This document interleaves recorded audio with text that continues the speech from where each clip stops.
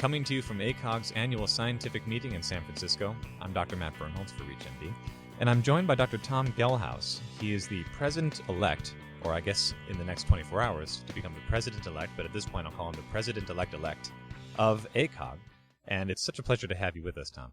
Thank you very much. It's a pleasure to be here today. So, I'd like to learn a little bit more about you coming in as the new president-elect. What is your background? Where do you hail from? What's your practice? I was born in South Dakota, and I went to medical school at the University of Oklahoma. I completed my OBGYN residency at the University of Iowa in Iowa City. Following that, I went into practice for 20 years in Davenport, Iowa. And then I had an urge to go back and get into academic medicine, to teach, to be around residents and medical students. And almost 5 years ago, I made the decision to accept a position at the University of Iowa in Iowa City. What's that been like for you? It's been wonderful. It's been a great change. What I really like about being at the university is each day is different. Perhaps I may do a half day in one of the resident clinics, or I may do the rest of the day in a colposcopy clinic, one full day perhaps in labor and delivery or the operating room with the residents and medical students. So every day is different. Well, coming from one Midwesterner to another, it says a lot to say that one has been happy in any place in the Midwest across all the seasons. So it says a lot, I think, that your work has been very fulfilling because from one speaking to another, it can be difficult to weather the storms out there. Very true. Very true. Coming in now to your experience with ACOG, how long have you been involved with ACOG? What's your respective roles been? And as we move in on your new position to come, I'm going to be interested in finding out more about the vision that you want to bring to ACOG. But first, tell me a little bit about your background with ACOG. Well, my background in ACOG sort of began accidentally. In 1994, in my practice, one of my senior partners was scheduled to attend what was called, at that time, the legislative workshop. And it was our advocacy meeting. And he said, I can't go. Would you fill in for me and attend? And I said yes. And that was the beginning of my career in ACOG. I went to this meeting in Washington, D.C. I learned the legislative issues at the time. I learned how to lobby, and I lobbied on Capitol Hill. I met with my congressman. I met with both senators, and I was hooked. I was hooked in ACOG, and it was the springboard for me to get involved. And as I continued to go to the conference, I was asked to become the Iowa section vice chair, and then eventually the chair, and then I worked my way through the district. And then eventually I shot for an office at the national level and was able to be assistant secretary for 3 years. And then the time came for me to consider running for this huge and honoring office that I am going to assume soon. Well, it's a story that I love. And the reason why is because I hear it more often than you might think. Oftentimes with organizations, with societies, those who come into the upper ranks of leadership, you expect to hear stories of, well, it was always part of the game plan. I was moving in from the age of 15. I sort of had a vision. I was going to move in leadership, and that was going to be a springboard for this, and it was just going to be a pattern.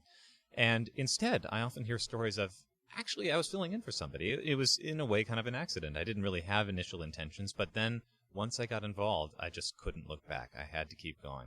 It's exactly true. It was a door opened. I took a chance, and that chance led to another great opportunity.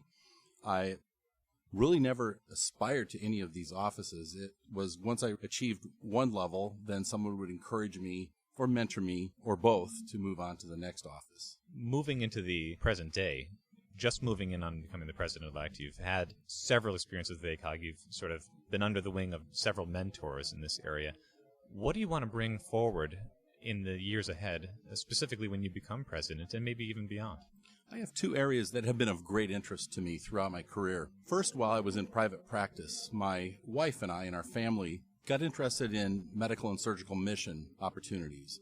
And we joined with a group, again, taking a big chance in 1996 and went on a project in the Dominican Republic. And we continued to do that yearly, where we began leading groups, and the groups grew larger and larger. And so I have a real desire to increase those opportunities for others. I've done a number of presentations about our mission work, our mission projects, to various groups, and always the question is, how can I get involved? And that has been the same thing with ACOG fellows and junior fellows and medical students. They have such huge hearts, and they have such a desire to serve others. And one of my goals is to be able to somehow bring those opportunities to these interested people and make it an easier process so that they go with a group that's going to do what their mission statement applies for them, that they have that opportunity to serve and then hopefully get someone else to serve, and it just be a domino effect. The other area that I have always been interested in, and it was the first involvement with ACOG, was in advocacy, as I mentioned earlier. And I want to move forward where we have an opportunity for everyone to sort of get all in for advocacy. It cannot really be a choice. It really is our responsibility, and we need to get that message out to our members that we cannot change the things that we don't like in medicine unless we are all there at the table working to make those changes happen. Well, it seems like this is a good time for you to be moving in on that particular initiative, because we're only just starting to unveil the mysteries, if you will, of social and digital media, all sorts of opportunities for participation that didn't exist before, and recruitment base for the younger, savvy membership within ACOG, for instance. That's very true. And the wonderful thing is the young people all know how to use this, and I need help. I need help in learning how to use social media better, but we have a great team at ACOG that can help with those kind of messages. Right. And going back to your international volunteerism, advocacy, or experiences, I mean, these are, in your own case especially, and for many others, we hear a story often, it is a transformative experience for people who have that opportunity.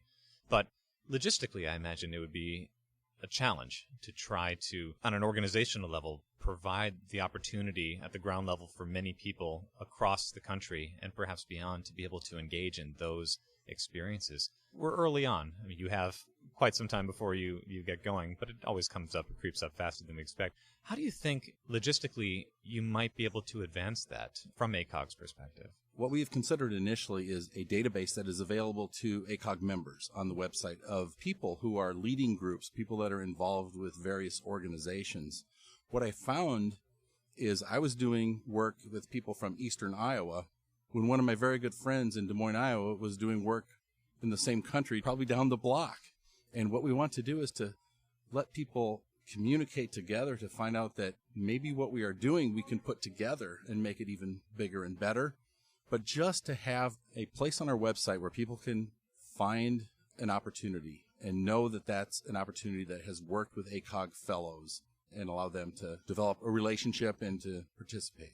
And what I'm hearing as a common thread between both initiatives then is that there is an aspect of data-driven advocacy, data-driven initiatives, being able to really build a great informational archive through which you could advance a number of initiatives moving forward. It's almost like an initiative to advance more initiatives down the road, ushering ACOG into the 21st century. That would be a great achievement if we can make that happen. I'm excited.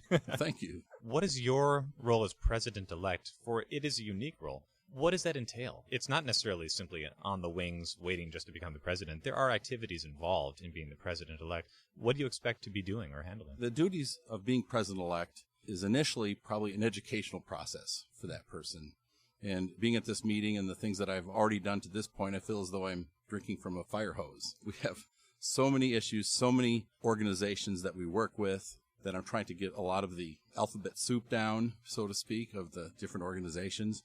One of our duties is to our membership, and we attend many of the district and section meetings representing the college at the national level. We have opportunities to present what is happening at the national level and things that we are trying to do to improve our members' lives and to improve our patient care. So we're able to launch some of our initiatives to bring those initiatives to the district and section members of our organization. In that time, will you be expected to do a lot of work in other parts of the country where meetings are happening? Or I've often used the analogy of getting flown all around on Air Force One, but, with some of the other executive management. But will you still be able to maintain a steady, consistent presence in your own practice area? I will be still practicing. I will reduce my time that I will be at the University of Iowa. It will be markedly less when I'm president. But I will be balancing my work as well as my duties with ACOG. I will still take call. I'll still be in the operating room. I'll still be delivering babies. And I feel that if I am going to be out there trying to help our members, I think I need to be going through what our members are going through. It's a bit of a silly question, but I'm going to put it out there anyway. Do you have sort of a vision or dream for where you will be sitting talking to me a year or 2 years from now, both at the onset of the presidency and afterwards as you're relinquishing to the next line of succession, where you want to be, both in regard to the initiatives and in regard to just presence within the ACOG organization? I think in addition to the initiatives, which I hope will take off and be something that will be around for a long time to involve our membership, but most off I want to be an example to others, and I hope that I can be a role model for other junior fellows, other medical students to become involved in our organization, because we can't have it without them. We need their involvement. Well, I think that's a perfect parting comment. And with that, I very much want to thank Dr. Tom Gellhaus. He is the new president-elect as of the next 24 hours, in fact, of the American College of Obstetricians and Gynecologists. Again, Tom, it's been so great to have you with us today. Thank you very much for this opportunity. If you've missed any part of this episode, or if you want to check out other episodes on ReachMD, visit reachmd.com. And thanks as always for listening.